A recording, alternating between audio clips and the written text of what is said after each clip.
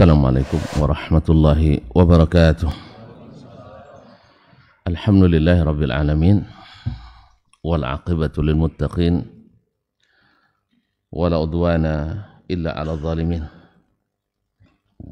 Asyhadu an la ilaha illallah wahdahu la syarika lah waliyus salihin wa asyhadu anna Muhammadan abduhu wa rasuluhu shadiqul amin sallallahu alaihi wa ala alihi wa ala ali baiti tayyibin wa azwaji tahirati ummahatil mu'minin wa ashabil qadatil ghurril mayamin wa tabi'ina lahum bi ihsanin ila yaumiddin, amma ba'd. Fa usi nafsi wa iyyakum ayyuhal muslimun wa iyyatul muslimat bi taqwallahi azza wa jalla rabbil ardi was samawat fa innahu qad fazal muttaqun. Ya ayyuhalladzina amanu taqullaha haqqa tuqatih wa la tamutunna illa wa antum muslimun.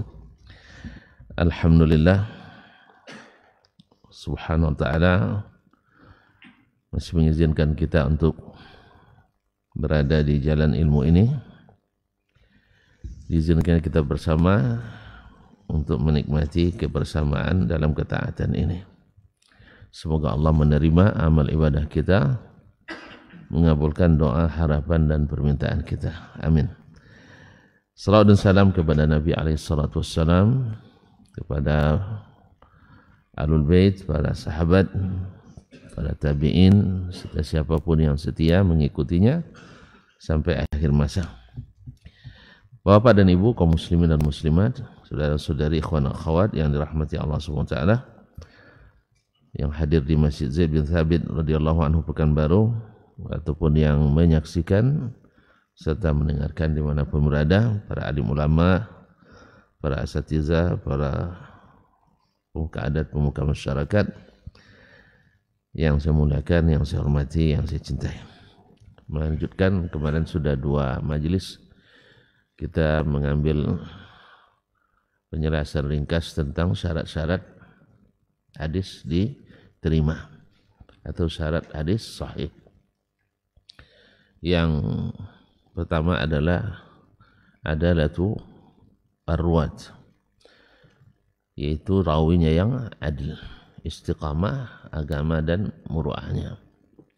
Yang kedua adalah dhabtu arwat, yaitu rawinya mesti dhabit, baik dhabitus sadr, baik hafalannya kuat, atau dhabitul kitab, atau catatannya hebat. Yang ketiga adalah ittisalu as-sanad.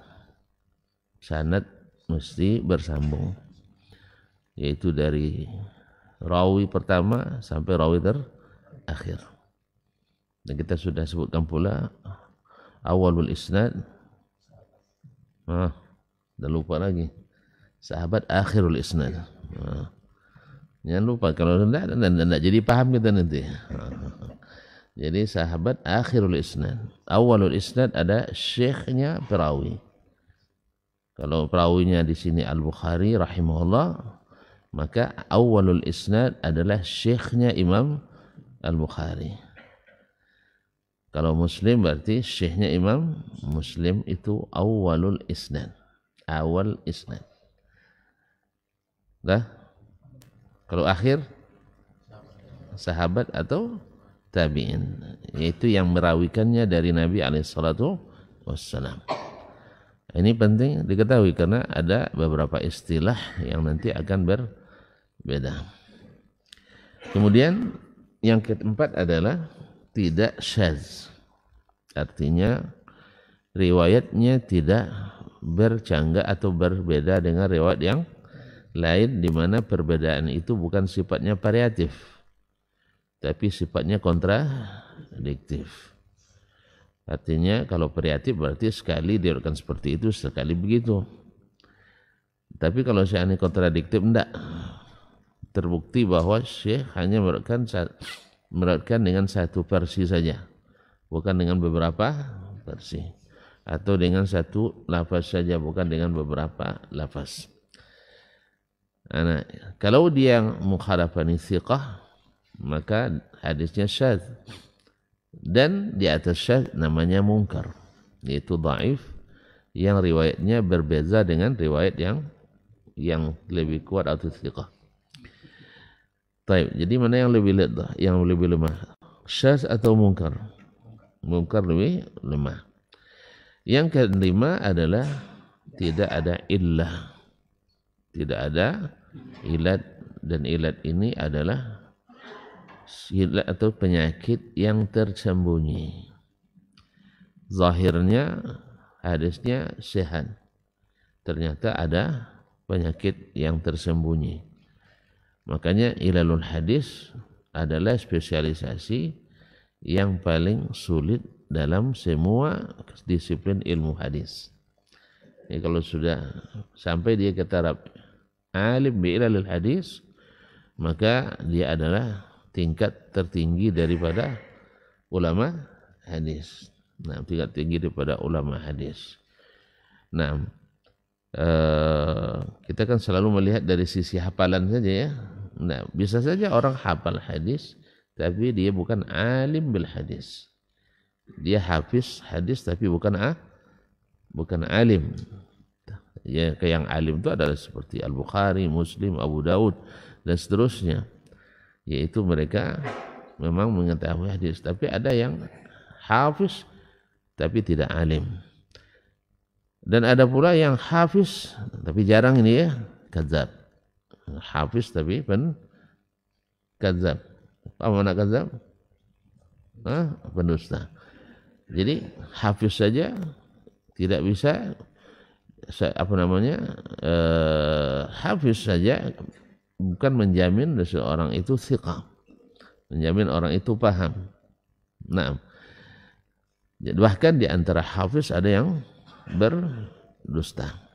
Makanya ini adalah ilmu yang disebutkan oleh para ulama kita, yaitu ilmu jarh wa ta'dil. Jadi oleh sebab itu kelima syarat ini mesti terpenuhi untuk menghukum hadis itu diterima. Baik, sekarang Imam Asy-Syafi'i rahimahullah setelah membahas masalah perbedaan antara hadis al-mutawatir dan hadis ahad, walaupun dua-duanya hujjah. Tapi kalau hadis mutawatir yang mengingkarinya disuruh bertaubat karena dihukum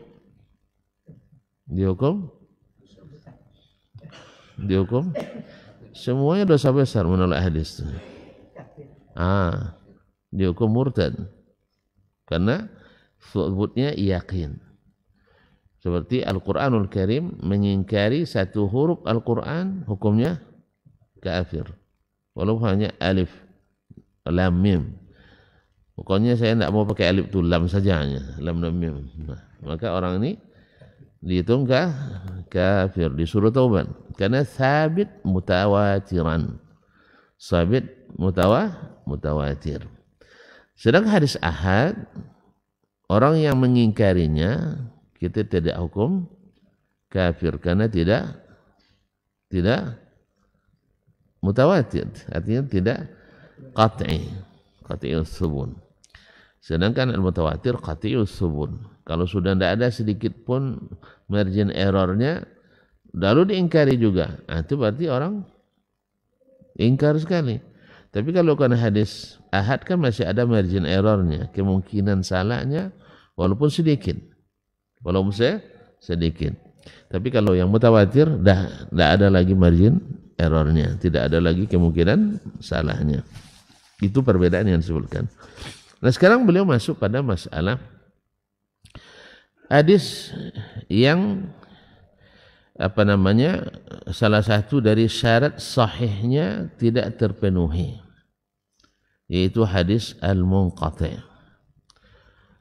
Al-munqati' ini sebenarnya nama secara bahasa namanya umum. Namanya umum, setiap yang mana munqati' artinya terputus. Jadi semua hadis yang sanadnya ada terputus boleh disebut hadis munqati'. Nah, seperti tadi terputus di awal. Nah, ingat ya, terputus di awal kalau menurut mustalah yang sudah paten di kalangan mutaakhirin, kalau terputus di awal namanya hadis mu'allaq. Hadis mu'allaq. Mu'allaq artinya digantung. Kan tidak sampai tali ke bawah nah. Paham tak? Kalau di bawah terputusnya berarti tergantung barangnya. Paham juga nih? Karena yang di bawah tidak ada sanadnya.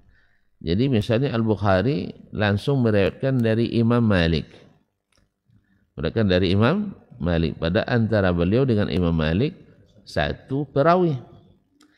Karena beliau tidak bertemu dengan Imam Malik. Lalu dia katakan qala Malik misalnya, berkata Imam Malik. Lalu kita katakan, ya Imam Al-Bukhari, Anda dengar dari siapa?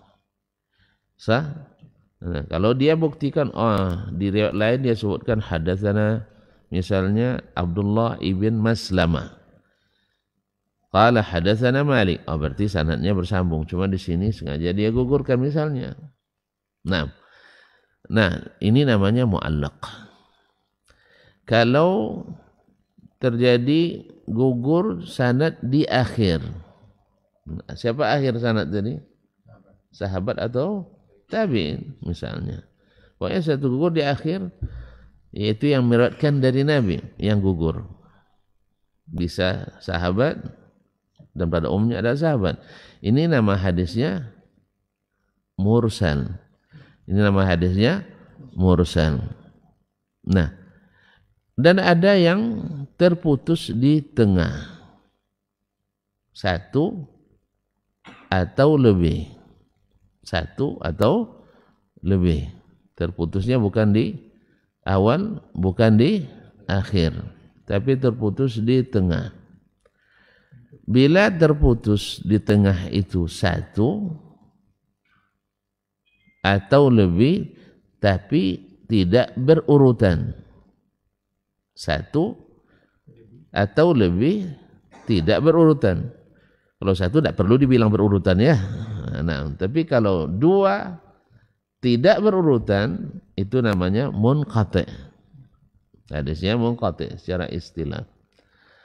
Tapi kalau seandainya berurutan, gugur dua atau lebih berurutan, namanya hadis mu'dal. Hadis mu'dal. Mu'dal namanya. Mim, ain, dad, lam. Dari al-mu'dal, dari kalimat al-udal, yaitu penyakit parah. Penyakit parah. Sehingga dari semua itu yang paling lemah adalah hadis mu'dal, karena penyakitnya parah. Nah, mu'dal. Ma'asyarul kiram dirahmati Allah SWT. Demikian juga bila gugur di awal lebih dari satu berurutan, maka dia punya nama dua. Nama pertama apa tadi? Mu'allaq. Kalau satu. Kalau lebih dari satu secara berurutan, mu'allaqun mu'dal. Mu'allaq dan mu'dal. Dan bila gugur di akhir, satu, mursal. Kalau lebih berurutan, mursal wa mu'dal. Nah, jadi dia mu'dal. Nah, istilah-istilah ini kenapa baru kita paham? Kalau kita sudah belajar di kemarin syarat-syarat itu. Sekarang Imam Asy-Syafi'i rahimahullah nak mengatakan kepada atau ditanyakan kepadanya, "Fahal taqulu bil haditsil munqati'i hujjatun 'ala man 'alimahu?" Apakah hadis yang munqati', yang terputus sanadnya? Ini pertanyaan munqati' menurut istilah orang mutaqaddimin, mencakup semua jenis hadis munqati' tadi. secara bahasa. Di kalangan mutaqaddimin hadis munqati tidak seperti definisi yang kita sebutkan tadi. Paham tak? Ada apa hadis munqati tadi? Terputus di tengah. Satu atau lebih tidak berurutan. Itu menurut istilah di kalangan mutaakhirin. Sedangkan di kalangan mutaqaddimin semua jenis yang kita sebutkan tadi, mursal, mu'dal, munqati, mu'allaq, mereka sebut hadis munqati. Paham ya? Sebagaimana mereka juga kadang-kadang menggunakan istilah mursal untuk semua hadis munqati. Jadi di kalangan mutaqaddimin ya biasa istilah belum ini, makanya kadang-kadang secara bahasa mereka gunakan karena semuanya hadisnya terputus sanadnya, maka sebutnya munqati. Mursal disebut munqati, mu'dhal disebut munqati, mu'allaq disebut munqati, dan munqati disebut munqati. Ya barangkali ini juga dari sisi misalnya bid'ah. Bid'ah secara bahasa ada yang baik, ada yang baik, ada yang buruk. Gitu aja kok repot. Menurut bahasa. Sebagaimana as-sunnah menurut bahasa ada yang baik, menurut bahasa kalimat as-sunnah ada yang baik, ada yang buruk. Pada bingung nampaknya. Menurut bahasa ada yang baik, ada yang buruk. Tapi menurutnya apa menurut bahasa dulu? Sunnah itu menurut bahasa apa artinya? Enggak. Itulah masuk atau ke istilah tuh. Dia bingung apa tuh. Masa sunnah ada buruk katanya. Kan itu yang terbayang sama Pak tadi. Kan itu yang terbayang tadi Pak. Ya, baju merah. Enggak. Itulah istilah tuh. Kalau menurut bahasa sunnah itu ada yang baik, ada yang buruk. Dalilnya hadis Nabi, man sanna sunnatan hasanah wa man sanna sunnatan sayyi'ah. Siapa yang menyunnahkan sunnah yang baik, siapa yang menyunnahkan sunnah yang buruk. Ini namanya sunnah menurut bahasa. Apa menurut bahasa? Kan ada makna etimologi, ada makna terminologi, ada makna istilah. Kalau menurut bahasa kan semua yang terputus munqati. Tapi secara istilah enggak. Putus di atas namanya mursal, putus di bawah namanya mu'allaq, putus di tengah munqati. Kalau berurutan mu'dhal. Nah, itu menurut istilah. Pahamnya? Itu pas ulang lambat juga jadi nanti diulang lagi. Sebagaimana bid'ah menurut bahasa ada yang baik, ada yang buruk. Tetapi setelah menjadi istilah, apa yang dimaksud dengan sunnah? Perkataan, perbuatan, persetujuan siapa? Nabi SAW. Ada yang buruk? Ada yang buruk? Tidak. Pahamnya? Jadi semua perkataan Nabi, perbuatannya, persetujuannya secara istilah syar'i tidak ada yang buruk. Jelas? Jadi kalau ada yang bilang sunnah ada yang buruk, berarti sunnah menurut bahasa. Sebagaimana bid'ah. Bid'ah itu apa? Yaitu perbuatan, perkataan, persetujuan selain Nabi dalam agama. Ini secara istilah ini. Berarti ada yang baik? Ada yang baik? Dah mulai terjadi khilaf. Perkataan selain Nabi dan perbuatannya serta persetujuannya yang tidak dikatakan Nabi, tidak disetujui Nabi, tidak dibuat Nabi, ada yang baik? Nah, itulah. Menurut istilah, makanya bid'ah menurut istilah kata Nabi tersesat, karena tidak ada bid'ah yang baik menurut istilah. Makanya semua orang yang mengatakan ada bid'ah hasanah, contoh yang dikemukakan semuanya adalah sunnah. Adalah sunnah. Tidak mampu mereka mendatangkan bid'ah hasanah kecuali dari sunnah yang dianggap bid'ah. Itu masalah. Paham sih? Ini boba kaji jadi nanti. Saya hanya memberi perbandingannya, pindah ke situ. Tentu kalau dengar sunnah dengan bid'ah senang ya. Biar beradu-adu kita katanya. Jadi secara bahasa bisa terpuji, bisa tercela. Tapi secara istilah kalau sunnah tidak ada yang tercela. Sebagaimana bid'ah secara bahasa bisa terpuji, bisa tercela. Tapi secara istilah tidak ada yang terpuji. Dah jelas? Makanya Nabi sebutkan kullu bid'atin dalalah. Kullu bid'atin dalalah.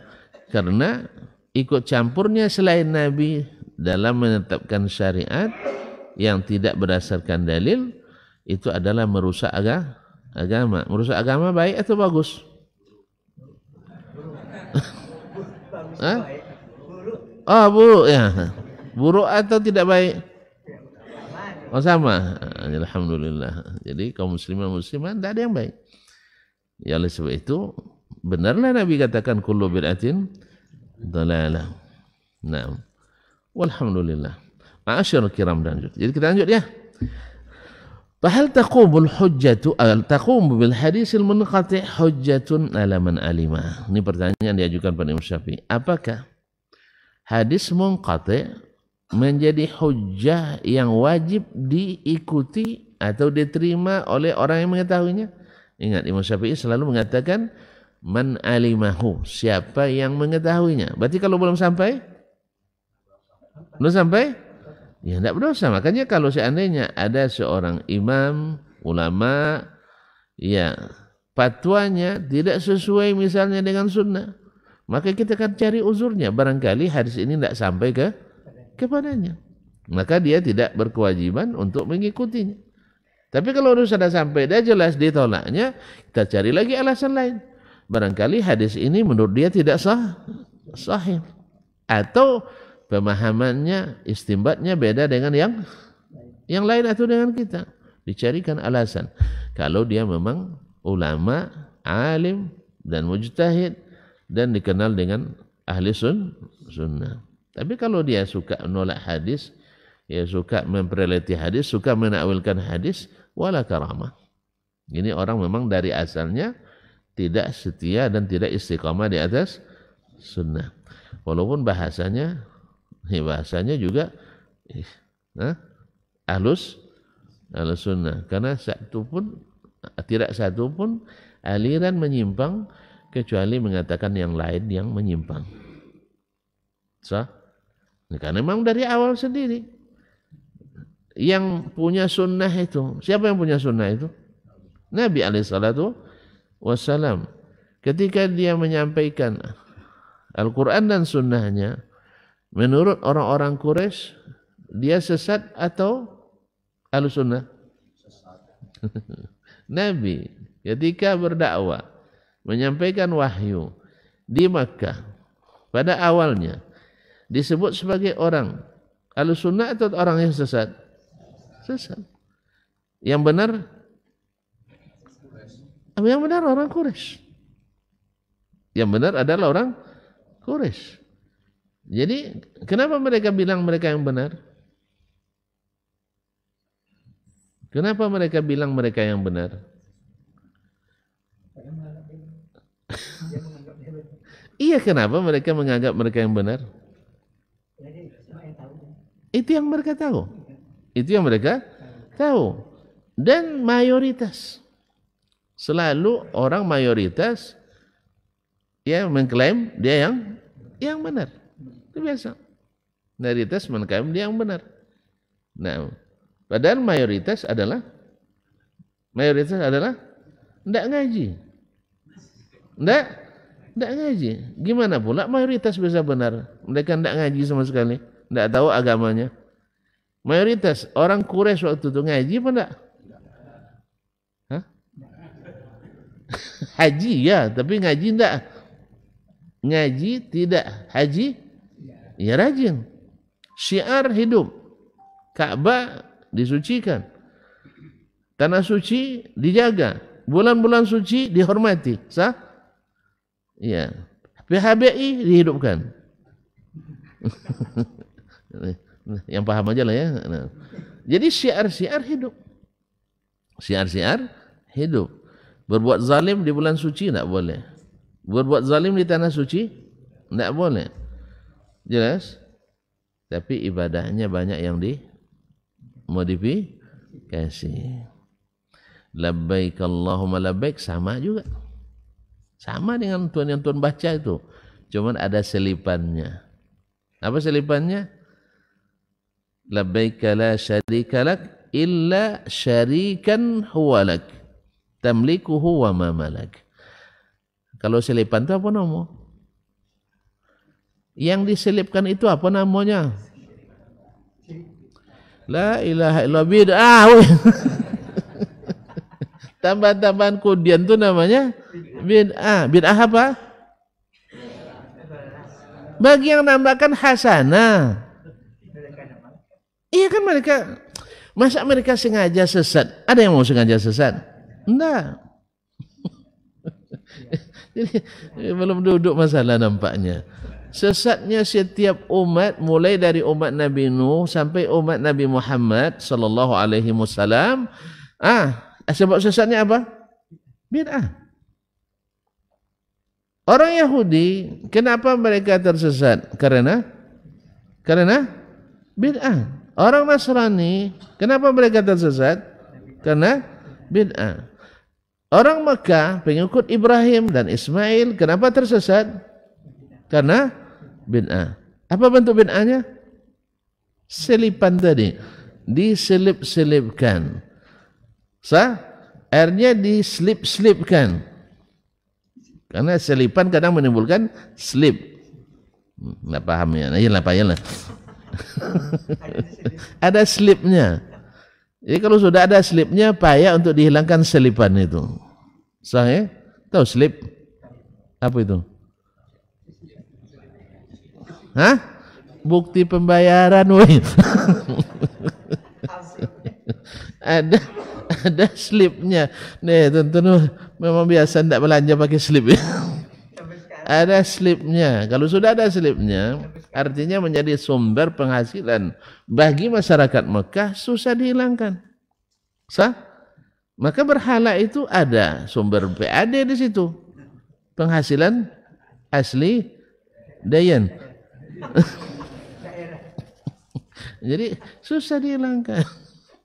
Jadi yang selipan-selipan dia dimasukkan dalam agama tanpa dalil itu namanya bid'ah. Bid'ah itulah yang menyebabkan sesat. Maka mana mungkin ada bid'ah yang hasanah. Makanya setiap yang bilang ada bid'ah hasanah, catat itu. Pasti ahli bid'ah atau terpapar virus bid'ah. Sudah jadi diperiksa?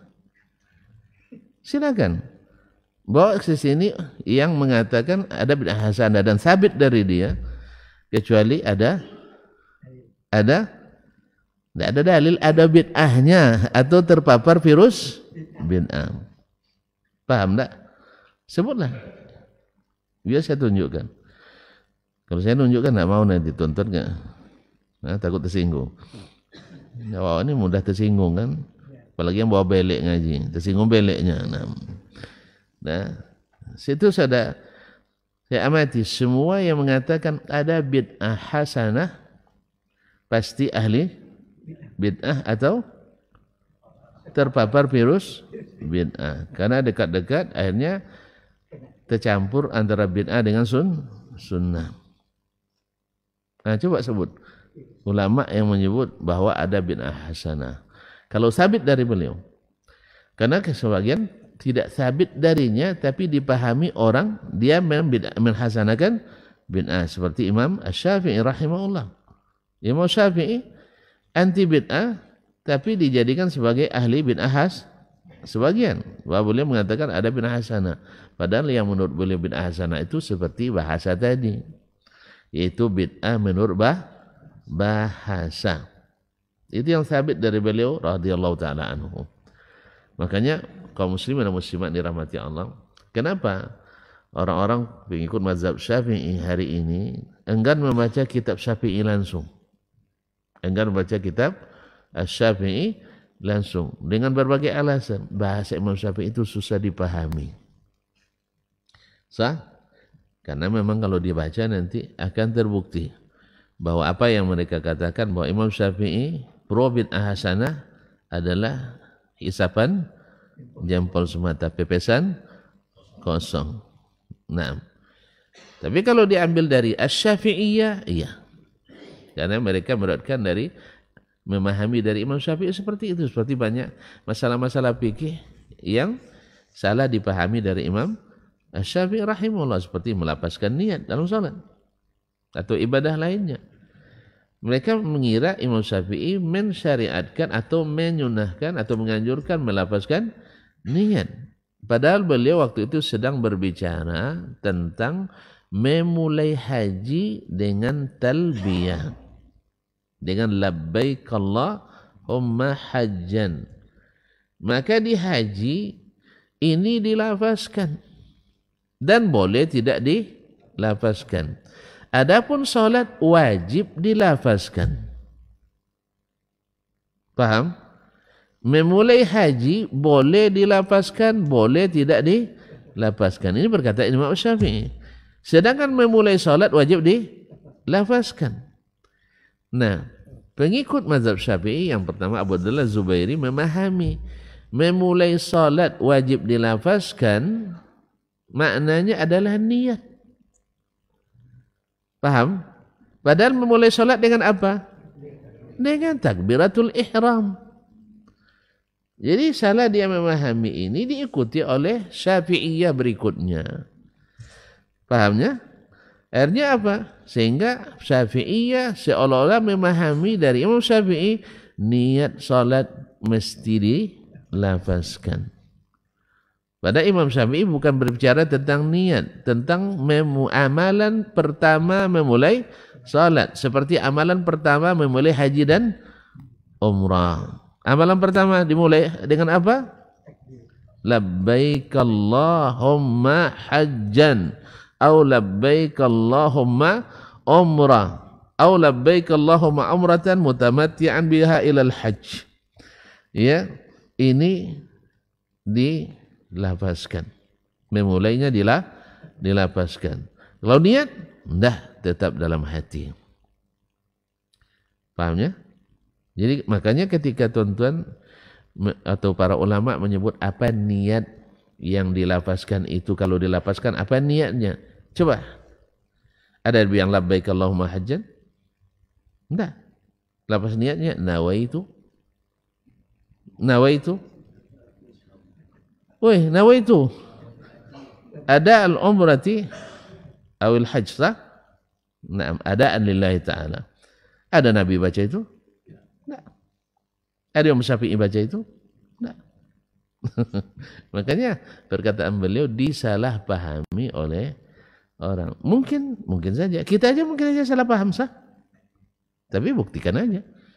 Buktikan di mana salah paham kita. Kan kita rumusnya siap salah.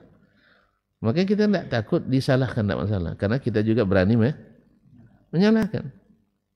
Yang takut disalah itu karena memang tidak yakin dia benar. Sah? Iya, yang mengatakan haram benar juga, mengatakan halal benar juga, berarti dia ragu. Masa antara halal dan haram bisa disatukan dua-duanya benar? Sah? Yang mengatakan barangnya satu, ini air halal. Yang katakan halal benar juga, yang bilang haram benar juga. Dua-duanya benar, masuk? Ya enggak lah. Yang satu bilang sunnah, satu bilang bid'ah, dua-duanya benar, boleh? Ya enggak lah. Kecuali ikhtilafnya tanawu, artinya variatif. Ya, sekali baca ini, sekali baca ini, itu enggak apa-apa. Atau misalnya nak kunut, nak kunut sekali silakan, tapi terus-terusan jangan, kan itu. Nah, ma'asyul kiram dirahmati Allah. Jadi ini belum juga masuk nih. Karena habis di penjelasan istilah. Penjelasan istilah. Nah, la haula wala quwata illa billah. Apakah hadis munqati hujjah bagi siapa yang mengetahuinya? Siapa yang mengetahuinya? Wa hal yakhtaliful munqati, dan apakah hadis munqati itu berbeda-beda? Artinya tidak sama. Ustaz? Maksudnya enggak satu aja. Berarti berbeda-beda dari sisi hujjah. Au huwa wa ghairuhu sawa, atau dia dan selainnya sama. Dia dan selainnya sama. Qala Asy-Syafi'i, berkata Imam Syafi'i rahimahullah, faqultu lahu, saya jawab, al-munqati'u mukhtalifun. Hadis munqati' itu berbeda dari yang selainnya. Berbeda dari yang selain dan berbeda satu sama lain. Faman syahada ashaba Rasulillah sallallahu alaihi wasallam min at-tabi'in fahaddatha haditsan munqati'an anin nabiy sallallahu alaihi wasallam u'tibira alaihi bi umur. Barang siapa yang menyaksikan Rasulullah sallallahu alaihi wasallam, barang siapa yang menyaksikan, artinya bertemu dengan ashaba Rasulillah, dengan para sahabat Rasulullah sallallahu alaihi wasallam dari kalangan tabi'in, Ya, kalau dia bertemu Rasul tentu tidak bertemu sahabat. Nah, bertemu sahabat Rasul berarti tabi'in. Nah, siapa yang menyaksikan, artinya bertemu dengan sahabat Rasulullah sallallahu alaihi wasallam dari kalangan tabi'in. Fahaddatsa hadisan munqati'an. Lalu dia menyampaikan hadis yang munqati', hadis terputus. Apa maknanya munqati'? Tidak disebutkannya sahabat. Tidak disebutkannya sahabat yang menceritakan hadis itu. Dia langsung ke Rasulullah sallallahu alaihi wasallam. Karena kalau dia sebutkan sahabat kan tidak munqati' lagi. Sah? Tapi kalau disebutkannya Rasulullah langsung berarti munqati'. Nah, yang seperti ini dalam istilah tadi, setelah ditetapkan istilah mustalah hadis, namanya hadis yang hilang di akhir. Apa namanya? Mursal. Hadis mursal. Ani Nabi sallallahu alaihi wasallam, langsung dari Nabi alaihi salatu wasallam. Berarti dia tidak menyebutkan perantara antara dia dengan Nabi alaihi salatu wasallam, itu sahabat. Bisa sahabat satu orang, bisa sahabat dua, atau bisa juga dari tabi'in dari sahabat. Sah? Nah, bisa yang gugur satu, bisa lebih. Bisa yang gugur satu, bisa lebih. Karena sahabat kadang-kadang beratkan juga dari sahabat. Sah? Bahkan tabi'in kadang-kadang beratkan dari tabi'i, tiga beratkan dari sesama satu level. Dari dia tabi'i, beratkan dari tabi'in, dari sahabat, dari Nabi alaihi salatu wasallam, atau sahabat beratkan dari sahabat yang lain, dan itu ada banyak. Maka kalau dia tidak sebutkan perantara antara dia dengan Nabi alaihi salatu wasallam, Ini namanya mursal. Hadisnya namanya mursal. Utubirah fihi atau alaihi bi umur. Yang seperti ini harus diiktibar atau harus diperiksa. Harus diperiksa atasnya beberapa perkara. Minha ayunzar ila ma arsala minal hadis. Yaitu diperhatikan hadis yang dia mursal, hadis yang dia riwayatkan secara mursal. Fa in syarikahu fihi al-huffadhul ma'munun fa asnaduhu ila Rasulillah sallallahu alaihi wasallam bimithli ma'na ma rawa kanat hadhihi dilalatan ala sihhati man qabila anhu wa hifdhihi. Kalau seandainya hadis yang diriwayatkan itu diriwayatkan pula atau disertai riwayatnya oleh para huffaz, para penghafal hadis, al-ma'munun yang dipercaya, jadi para hafiz yang thiqah. Jadi kalimat ma'munun penting karena ada di antara hafiz yang tidak thiqah. Karena thiqah itu gabungan dari satu orangnya adil, istiqamah agamanya. Kalau istiqamah agamanya apa? Bukan ahli bid'ah. Bukan ahli bid'ah. Karena ahli bid'ah tidak istiqamah. Cuman masalahnya yang ahli bid'ah tuduh pula kita ahli bid'ah. Kalau kita tidak boleh nuduh, tapi kita selalu dituduh. Sah? Jadi orang tidak boleh nuduh, tapi dia selalu nuduh. Bahkan memfitnah lagi. Bukan hanya sekadar ahli bid'ah, tapi berbahaya. Mana yang lebih parah itu? Menuduh ahli bid'ah saja dengan menuduh ahli bid'ah yang berbahaya. Mana yang lebih parah? Ya, tapi katanya tidak boleh membid'ah, tidak boleh membid'ah kan, tapi kerjanya tukang bid'ahkan juga, bahkan menambah dusta. Jadi Allah musta'an. Jadi kaum muslimin dan muslimat dirahmati Allah SWT. Jadi kalau seandainya hadis yang diriwayatkan oleh rawi ini mursal, bila diriwayatkan oleh rawi yang lain yang huffaz, yang dhabit, yang amanah, fa asnaduhu ila Rasulillah sallam, diriwayatkannya secara musnad. Apa makna musnad? Disebutkan sanadnya. Artinya bersambung sampai ke Rasulullah sallallahu alaihi wasallam. Lawan dari mursal. Ila Rasulillah sallallahu alaihi wasallam fi bimithli makna marawa, semakna dengan hadis yang diriwayatkan mursal tadi. Kanat hadhihi dilalatan ala sihhati man qabila anhu wa hafdhi. Ini menunjukkan atau menjadi bukti sahihnya riwayat orang yang dia terima hadisnya tadi dan hafalnya, terbukti hafiznya. Dengan makna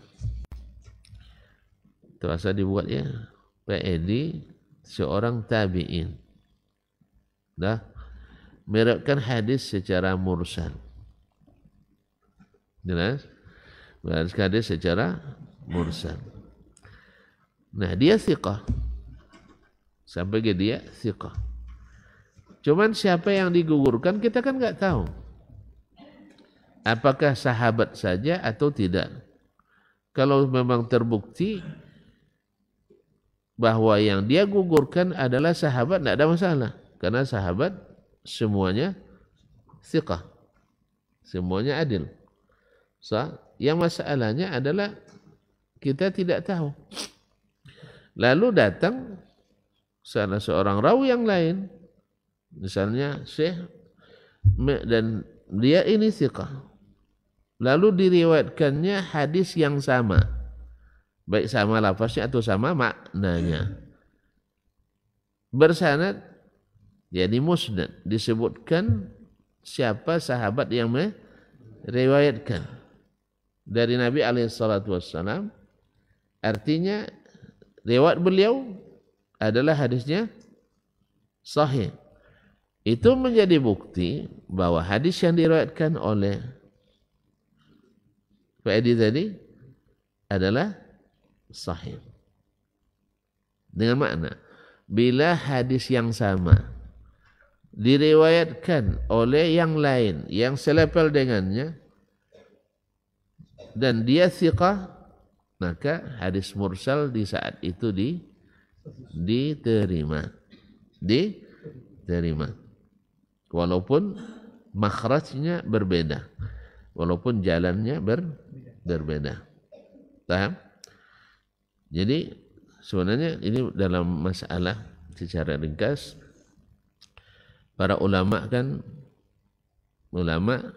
membagi hadis mursal itu terbagi dua. Satu, hadis mursal yang perawinya tidak pernah menggugurkan kecuali rawi yang thiqah. Diriwayatkan atau diteliti semua hadis mursal yang dia riwayatkan, lalu didapatkan semua rawi yang digugurkan adalah rawi yang thiqah. Maka yang seperti ini jumhur ulama hadis mengatakan hadis mursalnya diterima. Hadis mursalnya diterima karena terbukti semua hadis mursal yang diriwayatkan ketika diriwayatkan secara musnad, yang dia gugurkan adalah rawi yang thiqah atau sahabat selalu yang dia gugurkan. Misalnya Sa'id ibn al-Musayyib misalnya, kalau dia gugurkan rawi, dia riwayatkan hadis misalnya qala Rasulullah, dia tabi'i kan. Lalu semua hadis itu yang diriwayatkannya dengan musnad, artinya disebutkannya secara musnad, tidak ada yang digugurkannya. Semua yang digugurkan adalah sahabat. Maka dengan demikian kita katakan menurut jumhur ulama yang seperti ini marasilu Sa'id adalah maqbulah, diterima. Artinya tidak perlu diperiksa lagi. Tapi sebagian ulama katakan tidak. Walaupun sudah terbukti dari hadis-hadis yang diriwayatkan mursal, ketika diriwayatkan musnad selalu yang digugurkan rawi yang thiqah. Ya itu. Yang ini kan harus diperiksa juga yang lain. Itu yang sudah terdeteksi. Yang tidak terdeteksi, makanya tetap mereka berpendirian bahwasanya hadis mursal tetap ditolak karena dia hadis dhaif. Nah, Imam Asy-Syafi'i ingin menengahi ini antara dua kutub ini, antara yang menolak dengan yang menerima dari jenis pertama ini. Tapi kalau seandainya rawi yang mursil itu kadang-kadang yang digugurkannya yang thiqah, kadang-kadang yang tidak thiqah, ini sepakat ditolak. Ditolak hadis mursalnya. Yang dikhilafkan tadi adalah bila selalu setelah diteliti ternyata yang dia gugurkannya dalam hadis mursal itu adalah rawi yang thiqah, maka jumhur ulama menerima. Tidak perlu diperiksa lagi karena sudah terbiasa dia menggugurkan rawi yang thiqah. Tapi sebagian ulama hadis mengatakan tidak, wajib juga diperiksa. Maka Imam Asy-Syafi'i rahimahullah ingin menengahi antara kedua ini. Nah, walaupun banyak yang tidak setuju juga dengan Imam Asy-Syafi'i ini, tapi ijtihad beliau. Maka salah satunya dia mensyaratkan 4 syarat. Salah satunya yang sekarang disebutkan oleh beliau. Kita terima mursalnya orang ini dengan syarat bila dia hadis yang diriwayatkannya mursal, lalu diperiksa ternyata ada para perawi yang thiqat yang meriwayatkan hadis yang semakna dengan hadisnya tadi dengan secara musnad. Ingat, musnad lawan mursal, artinya bersanad tersambung sampai ke Rasulullah sallallahu alaihi wasallam maka kita katakan ini salah satu syarat diterimanya hadis mursal tadi. Jelas? Syaratnya baru satu syarat. Nah, wa in infarada bi irsali haditsin lam yashraqu fihi man yusniduhu qubila ma yanfaridu bihi min dzalik. Kalau seandainya dia sendiri meriwayatkan hadis mursal, yang lain tidak meriwayatkannya. Yang lain tidak meriwayatkannya. Lam yashraqu fihi man yusniduhu, tidak diikuti oleh orang yang meriwayatkannya secara musnad. Qubila ma yanfaridu bihi min dzalik. Diterima hadis yang yanfarid bihi min dzalik. Nah, ma'asyil kiram dirahmati Allah SWT, ini maknanya adalah orang yang hadis yang teruji bahwa beliau sering menghafal hadis lebih dari yang tentu dari yang lain, malah dari orang lain. Artinya dia punya ilmu tambahan yang terbukti tambahannya itu sahih. Paham ya? Nah, terbukti hafalannya kuat. Artinya terbukti dia mulazamahnya lebih dari yang lain. Maka orang seperti ini punya ziyadatu ilmin, punya ilmu lebih dari yang lain. Nah, di saat dia meriwayatkan hadis, maka diterima walaupun tidak diriwayatkan oleh orang lain. Paham tak? Besok aja lah ya. Lama nampaknya, kalau anggukannya belum pasti nampaknya. Ya, besok aja lah. Dah terang di luar.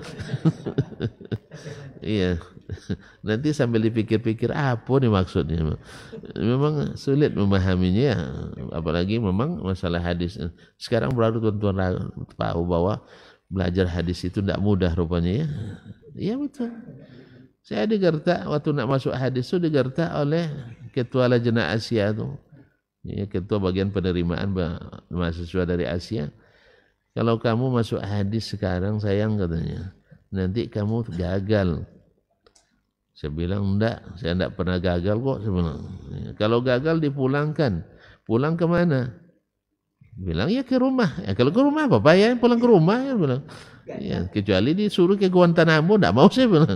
Tapi kalau pulang ke ibu saya enggak apa-apa, saya siap pulang. Tapi ingat saya tidak akan gagal insyaallah. Tidak akan gagal. Apa dia tongko wano? Iya. Iya, dia bilang, kami terlambat setengah semester. Ya. Dan bukti bahwa hadis itu lebih sulit karena saya kalau nak kuliah boleh kuliah lain, hadis tak boleh. Pahamnya? Kalau kamu nak langsung kuliah, ambil fakultas syariah atau fakultas usuluddin, tak apa-apa. Tapi masuk hadis tak bisa. Itu kata beliau. Itu mereka yang menghukum, bukan saya. Hanya sejujurnya lama 2 pekan. Kawan dah mulai belajar 2 pekan, berarti tambah lagi terlambat saya 2 pekan. Nah, itulah akhirnya ada yang mundur dari orang Sri Lanka. Tidak sanggup dia meneruskan karena terlambat juga. Cuman beda, dia terlambat sebulan, awak 2 bulan. Akhirnya kata Syekh, coba tengok ni katanya. Dia terlambat sebulan cuma tidak sanggup dia melanjutkan di kuliah. Masa kamu 2 bulan sanggup katanya? Berikan kursi itu untuk saya. Berikan kursi itu untuk saya. Insya Allah saya mampu. Alhamdulillah. Ternyata ada rahasia takdir Allah. Ya, ada rahasia takdir. Kalau saya tidak bersikeras, mungkin lain cerita. Mungkin saya bukan tamat S3 di Madinah. Itulah. Jadi ada, ya Allah yang berikan taufik. Saya bertahan. Dia lama juga menahan, sampai-sampai dia bilang tidak ada kursi katanya. Kalau kursi masalah enteng, saya yang beli katanya. Awak kira kursi itu tempat duduk, rupanya kuota. Jadi bahan tertawaan saya si ruangan itu. Woi katanya, bukan kursi katanya. Kalau kursi kami lebih mampu beli katanya. Kuotanya enggak ada. Ginilah saya mohon tambah 1 saja untuk saya. Alhamdulillah. Untung ada yang mundur. Jadi memang ya gampang-gampang susah. Nah, tapi alhamdulillah bisa juga diselesaikan. Ya, besok aja ya. Besok aja lah insyaallah. Ya biar bertenang kita nanti. Karena memang harus ya kita paham dengan istilah-istilah tadi. Kalau tidak paham dengan istilah itu, apa campur-campur tadi. Ya bid'ah menurut istilah tidak bisa dia bedakan dengan bid'ah menurut bahasa. Sunnah istilah tidak paham dia dengan sunnah menurut bahasa, dia tercampur-campur. Makanya harus seperti kata Syekh Al-Albani rahimahullah dan sebelumnya ulama lain, siapa yang tahu sunnah, paham dia mana bid'ah. Tapi kalau biasa tumbuh di kalangan bid'ah, susah memahami sunnah dan tidak tahu apa itu bid'ah. Jelas? Nah, makanya selalulah bersama sunnah. Sehingga bid'ah mudah untuk kita deteksi. Tapi kalau biasa dengan bid'ah aja tidak tahu, apalagi sunnah. Karena bid'ah itu tidak ada kaedahnya. Ya banyak jenisnya. Kalau sunnah kan tidak banyak jenisnya dah.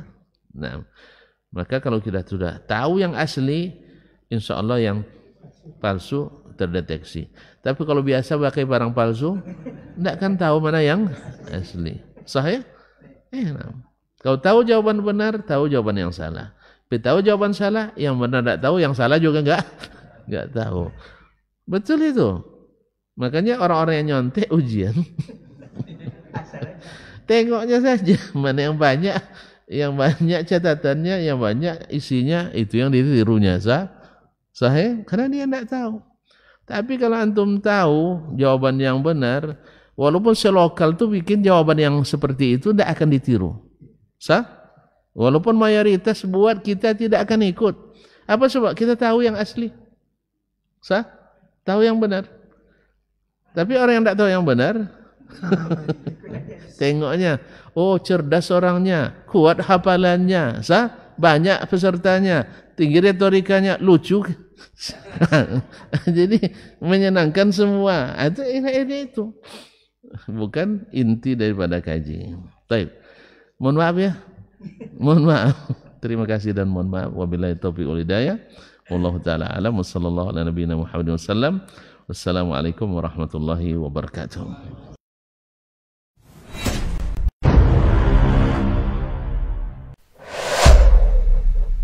Dunia dan seisinya ini bagi Allah tak sama nilainya dengan sebelah sayap lalat. Barang siapa yang beramal untuk akhiratnya, Allah akan cukupkan baginya urusan dunia. Sayati zamanun 'alan nasi as-sabiru fihim qalqabit al-jamarah. Akan ada satu masa di akhir zaman yang berpegang teguh dengan agamanya seperti orang yang sedang memegang bara